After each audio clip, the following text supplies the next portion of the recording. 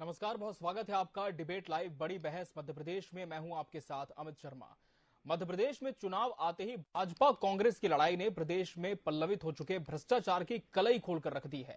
चौक चौराहों पर लगी करप्शन की गाथाएं जनता की आंखें खोल रही हैं। कमलनाथ और शिवराज शासन के भ्रष्टाचार के क्यूआर कोड्स को स्कैन करते ही जो तस्वीर दिखती है वो जनता को हैरत में डाल रही है।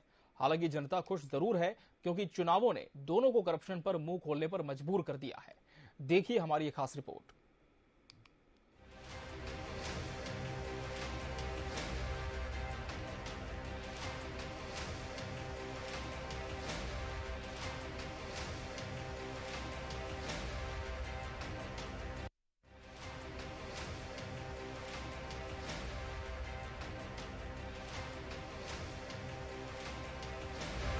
मध्य प्रदेश में करप्शन अब चुनावी मुद्दा बनता जा रहा है।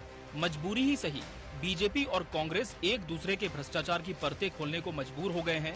सड़कों पर कमलनाथ राज के कथित करप्शन की फाइल पोस्टर्स के जरिए खुली तो शिव के राज में हुई बेईमानियों के पोस्टर्स भी चस्पा कर दिए गए। इसके पहले वीडियो और ट्विटर पर एक दूसरे के करप्शन पर प्रहार किया जा रहा था। लड़ाई सड़क पर आई तो विरोधी की असलियत भी विरोधी की जुबान पर आ गई। बीडी शर्मा ने कमलनाथ राज में हुए करप्शन पर जमकर हमला बोला। जब वसूली हो जाती है तब कहता है लाडली बहना मैं तेरे खाते में 1000 रुपए डलवा दूंगा। अरे लाडली बहना से 1000 रुपए तो हर टंकी पे तो वसूल कर रहे हो, उसको 1000 काय को दे रहे हो? 100 रुपए में टंकी दे दो ना, 100 रुपए में टंकी दे दो। 1100 की है। फॉर्म भी भरे गए तो 1000 1500 2000 भाजपा के दलालों ने लिए और फॉर्म की हालत यह है कि इंटरनेट डालो साफ कनेक्टिव नहीं है, ओटीपी नहीं आ रही है, भटकते फिरो। 15 महीने का अवसर कमलनाथ जी आपको मिला। मैं आज कहना चाहता हूं कि उन 15 महीनों में भी आपने हर गरीब के हक और अधिकार को छीना। भ्रष्टाचार में आप आतंक डूब गए थे। इधर चुनाव से पहले कांग्रेस बीजेपी को घोटाले और भ्रष्टाचार पर घेरने की रणनीति पर काम कर रही है। आज प्रदेश कांग्रेस सभी जिलों में सरकार के खिलाफ मोर्चा खोल चुकी है और महाकाल लोक घोटाला, सतपुड़ा भवन अग्निकांड, बिजली कटौती और जनता पर हो रहे अत्याचार के विरोध में प्रदेश व्यापी धरना प्रदर्शन हुआ। कांग्रेस ने इस प्रदेश व्यापी धरना प्रदर्शन के बीच ट्विटर पर आज सुबह से ही हैशटैग भ्रष्टासुर भाजपा हैशटैग ट्रेंड कराने की कोशिश की। महाकाल निर्माण घोटाला, सतपुड़ा भवन में जो आग लगी है उसकी जांच, लगातार जो भ्रष्टाचार और घोटाले के मामले आ रहे हैं उन मामलों की जांच करना। अभी आप महाकाल का केस लीजिए। महाकाल में कमलनाथ जी पे भी एलिगेशन लग रहे हैं करप्शन के और बीजेपी की सरकार पे भी लग रहे हैं कि मूर्तियां गिर के टूट गई और चली आंधी आ गई, मूर्तियां गिर गई लेकिन मूर्तियों का रंग भी उड़ गया। इसका मतलब बहुत ही घटिया इन्फीरियर क्वालिटी का काम वहाँ पे हुआ है। उससे पहले सिंचाई विभाग की कोई एक जूनियर इंजीनियर थी लेडी, उसके यहाँ से सैकड़ों करोड़ की प्रॉपर्टी पैसा निकलता है, वो भी एक स्कैंडल है। गौरतलब है कि मध्य प्रदेश में भ्रष्टाचार पनपने के पीछे सियासी नूरा कुश्ती ही जिम्मेदार है।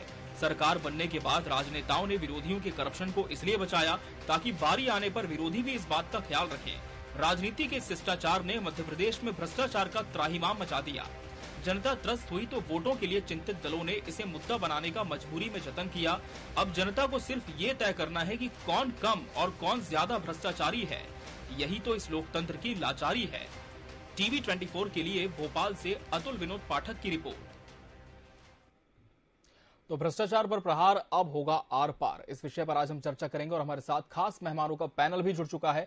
हमारे साथ भाजपा नेता शिवम शुक्ला इस डिबेट का हिस्सा है। शिवम जी, आपका बहुत बहुत स्वागत है एमपी लाइव डिबेट में। आम आदमी पार्टी के प्रदेश प्रवक्ता अतुल शर्मा जी हमारे साथ इस डिबेट में जुड़े। अतुल जी, आपका भी बहुत बहुत स्वागत है।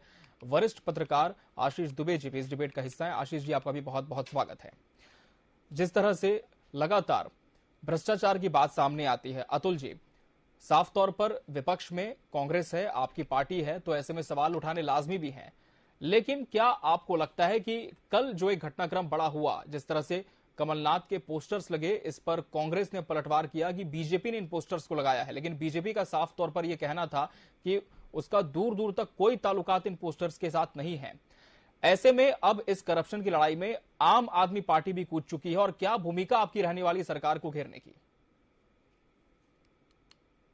देखिए, जी दोनों पार्टियों ने जनता के लिए कुछ काम किया नहीं।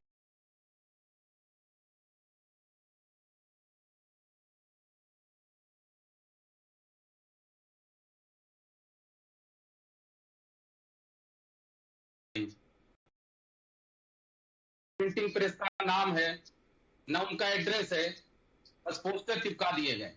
तो ये दोनों पार्टियां चूंकि चुनावी पार्टियां हैं, तो अब हेट स्पीच और पोस्टर वार का दौर जी प्रदेश से इन्होंने चालू कर दिया।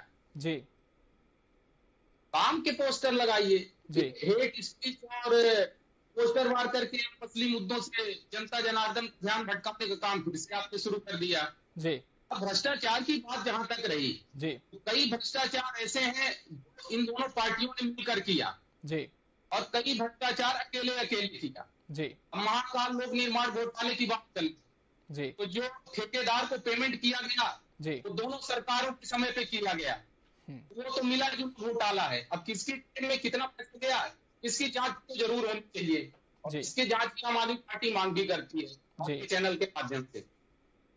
अब थोड़ा सा मैं आपको पीछे ले जाना चाहूंगा। जी ये पूरे प्रदेश का नहीं, पूरे देश का नहीं, पूरे विश्व का जी भर्ती के मामले का सबसे बड़ा घोटाला, जी अपम घोटाला शिवराज महाराज जी के शासनकाल में हुआ, मध्य प्रदेश में हुआ। 2000 से ज्यादा लोगों की गिरफ्तारी हुई, 40 जी। से ज्यादा लोग मारे गए, इनमें जी। से कुछ पत्रकार बंधु भी थे, जी कुछ सामाजिक कार्यकर्ता भी थे, कुछ गवाह भी थे, कुछ आरोपी भी थे। जी अभी 4 साल पहले की आपको बात बता दूं, जी इन्होंने नल जल योजना के नाम पर बुंदेलखंड की जनता को प्यासा रखने का काम फिर से जी जारी रखा। जी 100 करोड़ का पैकेज आया नल जल के योजना के तहत बुंदेलखंड की प्यास, जनता की प्यास बुझाने के लिए। जी उसमें 78 करोड़ का भ्रष्टाचार हुआ, जी। घोटाला हुआ।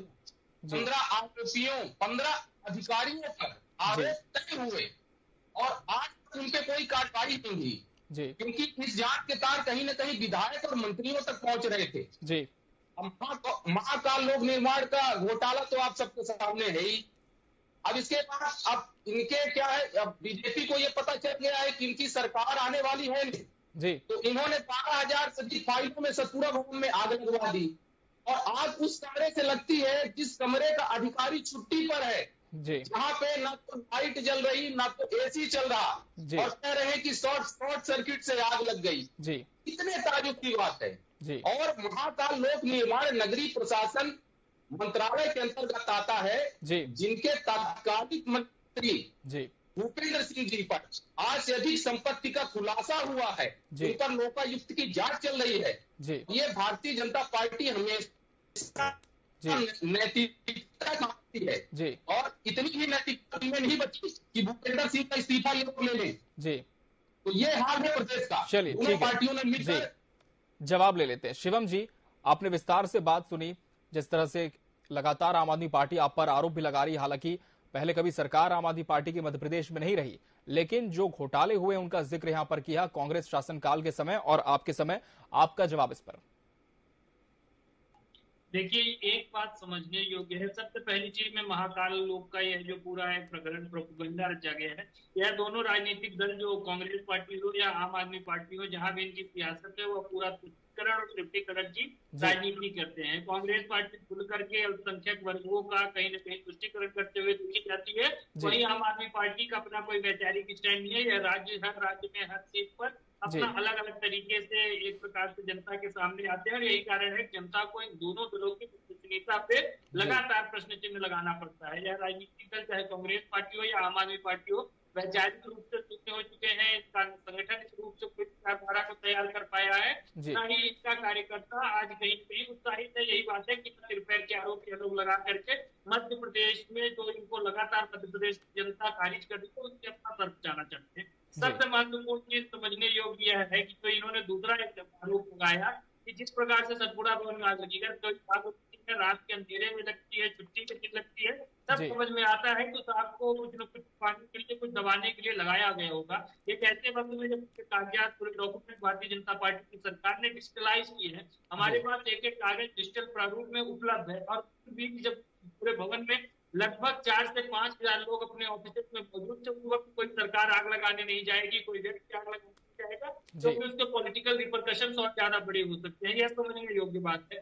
2 बार पूर्व में भी कांग्रेस की सरकारों के समय सतपुड़ा भवन में आग लगी थी, तब भी चुनावों का माहौल था, लेकिन भारतीय जनता पार्टी ने उस वक्त एक प्राकृतिक आपदा पर गिद्ध की तरीके से राजनीति नहीं की। महाभारत में कहा गया है कि जब राजा युधिष्ठिर और राजा दुर्योधन से पूछा गया कि आपको पूरे सभासद कैसे लगते हैं, उन्होंने कहा था कि दुर्योधन ने कहा मुझे तो दुष्ट प्रकृति के लगते हैं, और युधिष्ठिर ने कहा मुझे सब परमात्मा लगते हैं। उसी प्रकार से कांग्रेस पार्टी और आम आदमी पार्टी को हर चीज में भ्रष्टाचार दिखाई देता है। कांग्रेस पार्टी का यूपी वन बात करके इनके आधे से ज्यादा मंत्री जेल में बैठे हुए थे, जेल की हवा काट के आए थे। आज वही कुछ स्थिति आम आदमी पार्टी की है। आप देखिए कि आदि कैबिनेट जेल में है। पंजाब की सरकार की महीने 2 महीने के भीतर इनके एक मंत्री को जेल में जाना पड़ा था। आज यह राजनीतिक दल अपना कल गरीब बच्चों की कसम खा करके कहते थे कि हम कांग्रेस पार्टी के साथ गठबंधन नहीं करेंगे। आज कहीं ना कहीं गुटों की राजनीति पटना में जाकर के कर रहे हैं। आज कांग्रेस पार्टी कितने सीरियस है, यह भी समझने योग्य बात है। कल को क्या पता इनका कांग्रेस के साथ दिल्ली और पंजाब को लेकर कोई समझौता हो जाए, ये लोग से बैक ट्रैक कर जाए, या मैं यहाँ चुनाव नहीं लड़ते। मध्य प्रदेश की जनता बरसाती बैठक के तरीके से सामने आने वाले दलों के ऊपर कभी विश्वास नहीं करती। मध्य प्रदेश की जनता को हमने पिछले 18-20 वर्षों में माननीय मुख्यमंत्री एक हिमाचल प्रदेश से निकाल करके मध्य प्रदेश में देश के सबसे विकास देशों की मिलाकर के क्या किया है। हमारी जो विकास का सूचकांक है संस्थान लगातार कहीं ना कहीं तारीफ करती सरकार को एक्नॉलेज करती है। इसके अतिरिक्त केंद्र की सरकार ने माननीय प्रधानमंत्री जी के नेतृत्व से 9 वर्षों में जितनी उपलब्धियां हासिल की हैं, चाहे वह चलिए उपलब्धियों पर भी जरूर बात करेंगे शिवम जी। जी जी, इस पर भी जरूर बात करेंगे। हम रुक कर लेंगे वरिष्ठ पत्रकार आशीष दुबे जी का। आशीष जी, अब चूंकि चुनाव काफी नजदीक है, काउंटडाउन शुरू हो चुका है विधानसभा चुनाव का, भाजपा सत्ता में है, मुख्य विपक्ष के तौर पर कांग्रेस की भूमिका है, लेकिन अब यह देखा जा रहा है कि जो भ्रष्टाचार के मुद्दे हैं जिन्हें एक वक्त तक कांग्रेस बखूबी उठा रही थी, अब आम आदमी पार्टी की भी इसमें एंट्री हो चुकी है। तो क्या यह माना जाए कि दोनों ही जो विपक्षी दल हैं वो मिलकर सत्ता पक्ष को परेशान करने के लिए ऐसा कर तो रहे हैं, लेकिन कहीं ना कहीं जनता के बीच एक संदेश देने की कोशिश भी ये है कि मध्य प्रदेश में करप्शन कितना हावी है? कितनी सहमति से आप रखते हैं? देखिए, अगर हम करप्शन की बात करें तो प्रशासन शासन में उच्च स्तर पर जो करप्शन के जो आरोप हैं वो तो है ही आरोप। अब उसे सत्य इसलिए नहीं माना जा सकता क्योंकि उनकी जांच वगैरह हुई ही नहीं। पिछले कई लंबे समय से जितने भी घोटाले भ्रष्टाचार के आरोप लगे, चाहे कांग्रेस की शासन में लगे हो या भाजपा के, उनकी जांच नहीं हुई, या जांच हुई तो वो अपनी लॉजिकल एंड तक नहीं पहुंचे कि पता ही नहीं फिर उसमें उसका निर्णय मतलब उसका अंतिम निष्कर्ष नहीं आ पाया। तो घपले घोटाले की जहां तक निचले स्तर पे बात है तो मध्य प्रदेश में हर व्यक्ति को ब्यूरोक्रेसी के निचले स्तर से शिकायत है। ये बात लगातार सामने आती है, और निचले स्तर पर जिस तरह की एक वो मंत्री और विधायक भी कई बार इस बात को उठाते रहे हैं कि प्रशासन में बहुत सारी चीजें जो है व्यवस्थित नहीं है। तो ये तो चीजें भ्रष्टाचार को लेके हो चुकी हैं। दूसरी बात यह है कि जब कांग्रेस जो आरोप लगाती है और भाजपा जो आरोप लगाती है तो दोनों के आरोप आधे अधूरे हैं, या सियासी हैं या सिर्फ मौके का फायदा लेने के लिए होते हैं। क्योंकि देखिए 2018 में कांग्रेस ने जब अपना कैंपेन चलाया था तो उन्होंने भ्रष्टाचार के बहुत सारे मामले गिनाए थे भाजपा सरकार के, और ये कहा था कि हम इनकी जांच कराएंगे और जन आयोग तक बनाएंगे कि जनता के तहत भी इनका ऑडिट होगा। लेकिन कांग्रेस ने कुछ किया नहीं उस दौरान में। उसके बाद जब भाजपा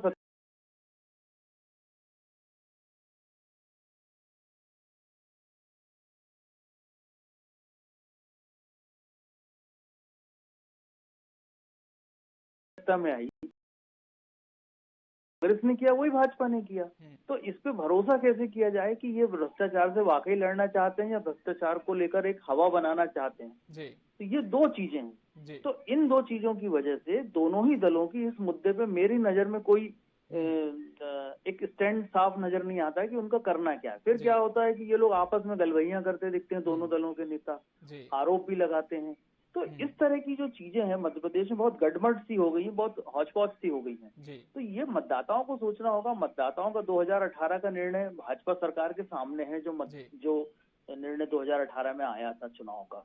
तो भाजपा उससे सबक लेते हुए कुछ नई तरह से अब इस बार चुनाव की जमावट कर रही है। कांग्रेस को लगता है कि उसकी सरकार गिर गई थी तो एक सहानुभूति उसे मिलेगी।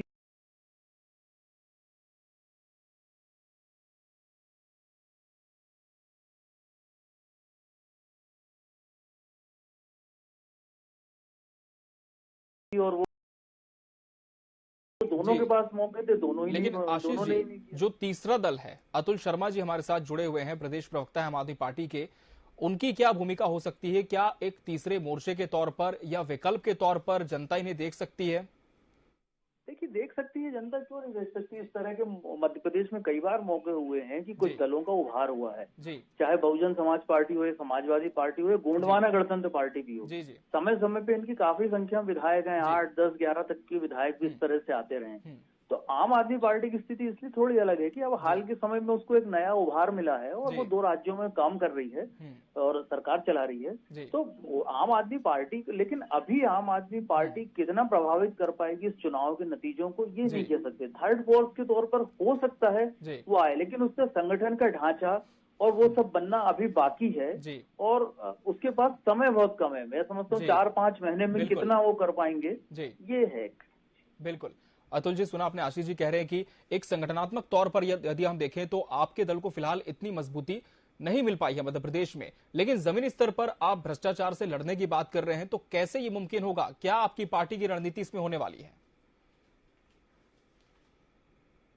जी अतुल जी। ये मुझसे सवाल था? जी जी अतुल जी, आप ही से सवाल है। जी जी जी जी। देखिए, एक चीज मैं और आपको बताना चाहूंगा जी कि नल जल योजना जो घर घर तक पानी पहुंचाने की बात हुई थी, जी, सौभाग्य योजना जिसमें घर घर बिजली पहुंचाने की बात हुई थी, जी, प्रधानमंत्री ग्राम सड़क योजना जिसमें गांवों में सड़क बनाने की बात हुई थी, जी, ये योजनाएं काफी लंबे समय से इस पूरे प्रदेश और देश में लागू।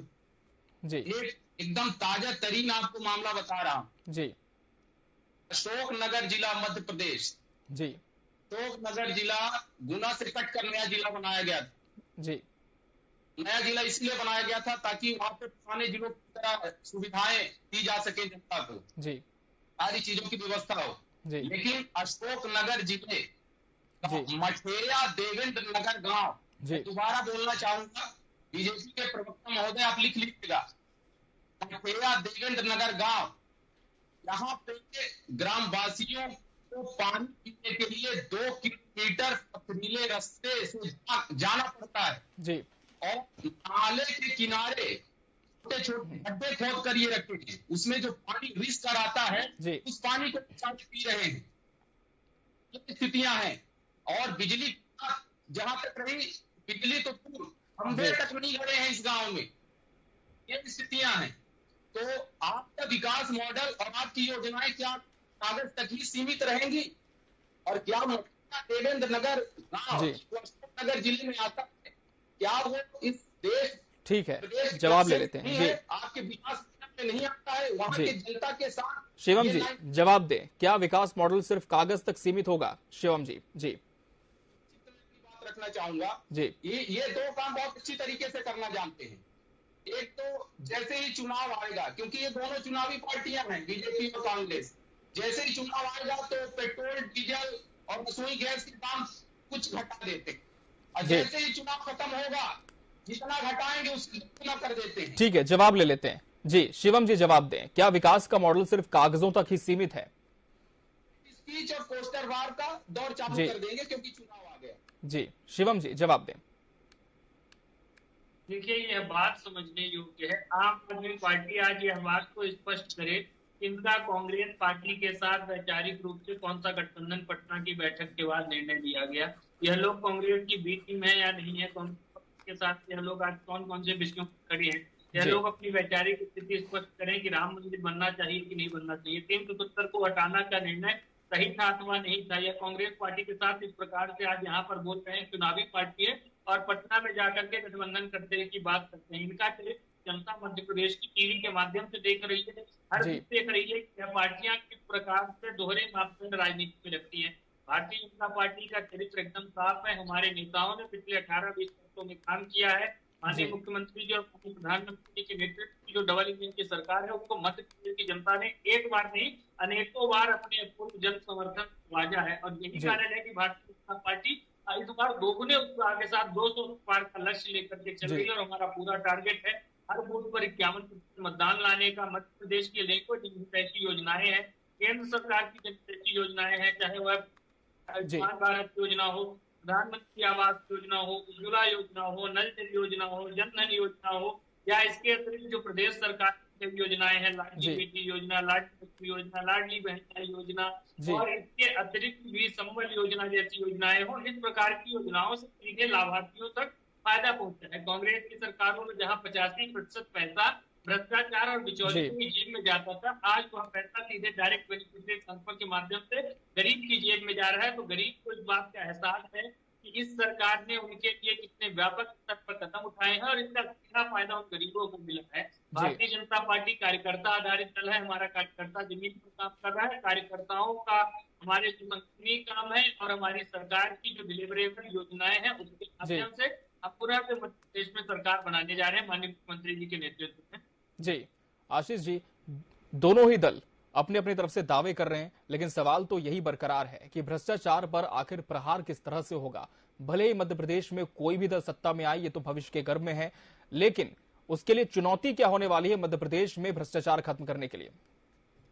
देखिए, मध्य प्रदेश में भ्रष्टाचार एक ऐसा शाश्वत समस्या है जी कि इसमें मुझे नहीं लगता कि कोई एक जादू की छड़ी घूमेगी और ये हो जाएगा जी। लेकिन दोनों दलों को सत्ता में आने के लिए अपनी विश्वसनीयता को साबित करना होगा जी, क्योंकि दोनों के पास काम का मौका है। ये जरूर है कि कमलनाथ या कांग्रेस को पिछले 20 साल में 15 महीने काम का मौका मिला, तो 15 महीने में किसी भी सरकार का आकलन अगर 18 साल की सरकार से करना